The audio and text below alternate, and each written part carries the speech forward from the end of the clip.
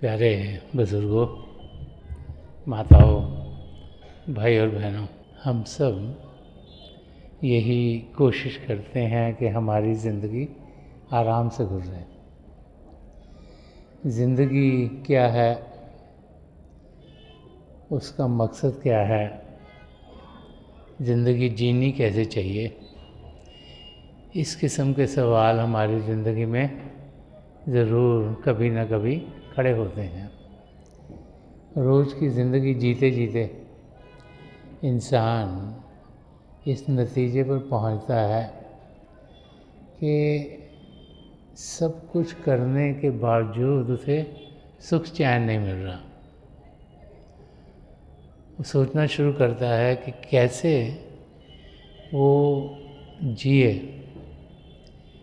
कि उसकी ज़िंदगी खुशियों से भरपूर रहे और शांत अवस्था में वो अपने आप को हर समय पाता रहे।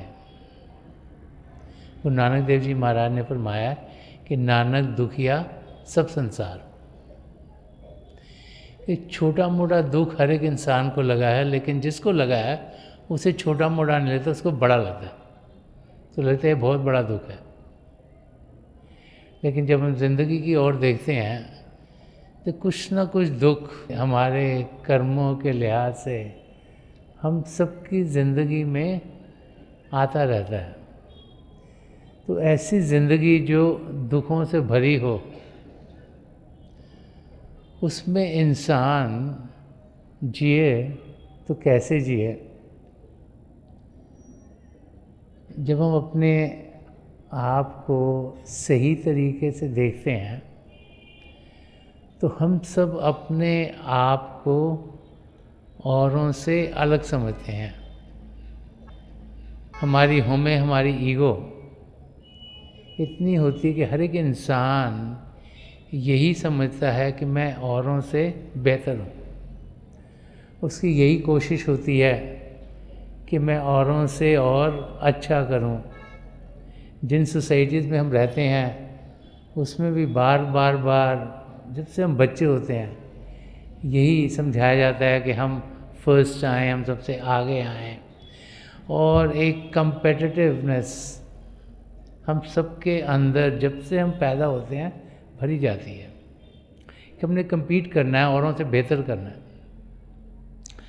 जब इस किस्म के भाव हमारे अंदर शुरू से पड़ने शुरू हो जाते हैं तो हम सब एक वो ज़िंदगी जीनी शुरू करते हैं जो द्वैत की हो, डुअलिटी की हो। हम हैं और कोई और है।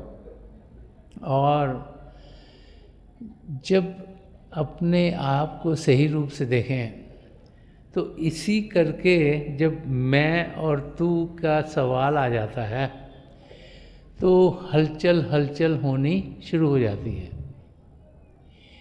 यहाँ तक कि जब महापुरुष भी धरती पर आए हैं, और जब भी महापुरुष धरती पर आए हैं, वो उस समय के माहौल को देखकर उनकी यही कोशिश रही कि जितने भी लोग अपने आप को अलग समझते हैं वो मिलजुल कर बैठें और अपने आप को एक ही जाने कि एक पिता एकस के हम बारक।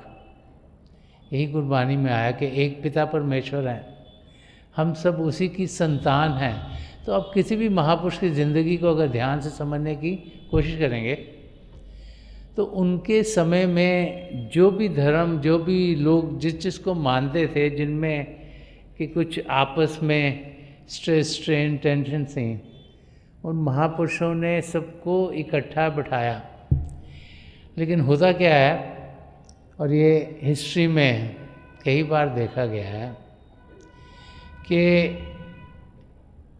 जब वो महापुरुष इस शरीर को सदा सदा के लिए छोड़ के गए तो सबने कहना शुरू कर दिया ये मेरे हैं, ये मेरे हैं, ये मेरे हैं। तो संत दर्शन सिंह जी महाराज ने उस एग्जाम्पल पर काफ़ी कुछ समझाया है कि हम समझें कि कैसे हम इंसान आपस में अलग अलग होने की बातचीत करते हैं। तो एक एग्ज़ाम्पल दे रहे हैं कि कुछ संत महापुरुष थे जिनकी जब फिज़िकल डेथ हुई तो उस समय जो हिंदू थे और जो मुसलमान जो दोनों उनमें बिलीव करते थे, दोनों के जो रिप्रेजेंटेटिव्स थे उन्होंने ये सोचा कि ये इस शरीर को हम क्रीमेट करेंगे कि इसको हम दफनाएंगे।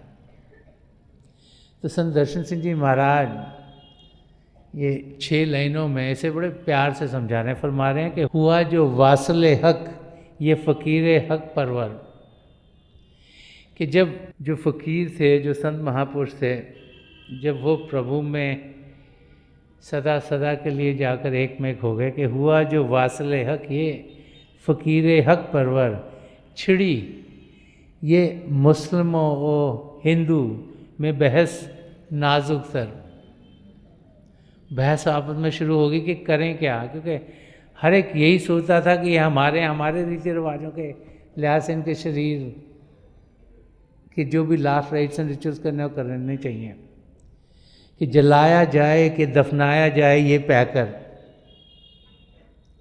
मगर मिला न तने पाक जब उठी चादर। तो समझाते हैं कि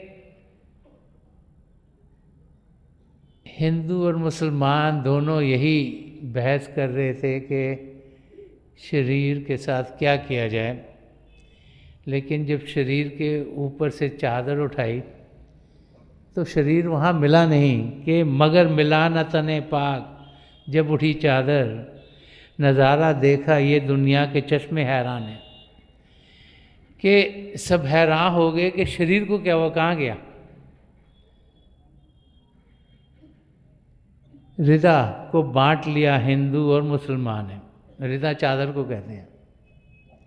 जब चादर उठाई तो उधर उनको फूल दिखाई दिए, उनको शरीर मिला नहीं, लेकिन क्योंकि इंसान है और हम अपने आप को औरों से अलग समझते हैं, तो उन्होंने किया क्या कि उस चादर को बांट लिया, आधों ने चादर क्रीमेट कर दी, आधों ने चादर को दफना दिया। तो जो द्वैत है जब तक ये हमारी ज़िंदगी में रहेगी तब तक हम दुख दर्द से भरे रहेंगे। द्वैत डुअलिटी, इसको हटाएं कैसे, एकता की और कदम बढ़ाएं कैसे। कबीर साहब ने एक जगह फरमाया है, जहाँ हरि है वहाँ मैं नहीं, जहाँ मैं है वहाँ हरि नहीं, प्रेम गली अति सांकरी जा में दो न समाए। वो कहते जहाँ ईगो आ गई, जहाँ डुअलिटी आ गई, जहाँ द्वैत आ गई, जब मैं और तू का सवाल हो गया, वहाँ पे प्रभु कभी मिल नहीं सकते, वहाँ पे प्रभु है ही नहीं।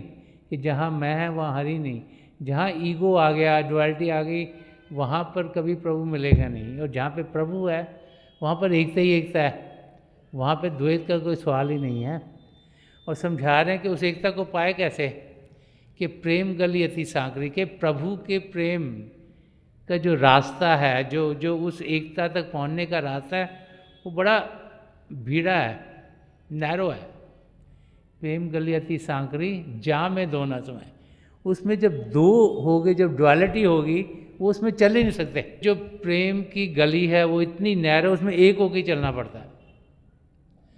संत दर्शन सिंह जी महाराज ने एक और जगह इसको बड़े खोल के समझाया। वो फरमाया कि अहले दुई को इश्क से वहदत कैफियत मिली। अहले दुई होता है कि जो द्वैत वाले लोग होते हैं, तो फरमा रहे हैं कि जो द्वैत की ज़िंदगी जीते हैं, अहले दुई के जो अपने आप को औरों से अलग समझते हैं, कि अहले दुई को इश्क से, कि उन्हें प्रेम के ज़रिए क्या मिला।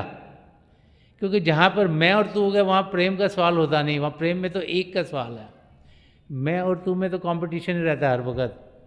तो वहाँ फरमा रहे हैं कि अहले दुई को इश्क से वहदत कैफियत मिली। वहदत का मतलब होता है एकता, कैफियत का मतलब होता है समाचार मिलना, नॉलेज गेन करना, जस्ट टू नो कि भाई क्या क्या है। तो कह रहे हैं कि जो एकता का समाचार है, जो एक होना है वो जो द्वैत के लोग हैं उनको प्रेम के ज़रिए मिले या इश्क के ज़रिए मिला।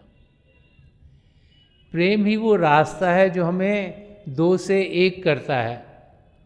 और किसी भी धर्म ग्रंथ को आप पढ़ें तो बार बार बार उसमें यही समझाया जाता है कि जिन्होंने प्रेम किया उन्होंने पिता परमेश्वर को पाया।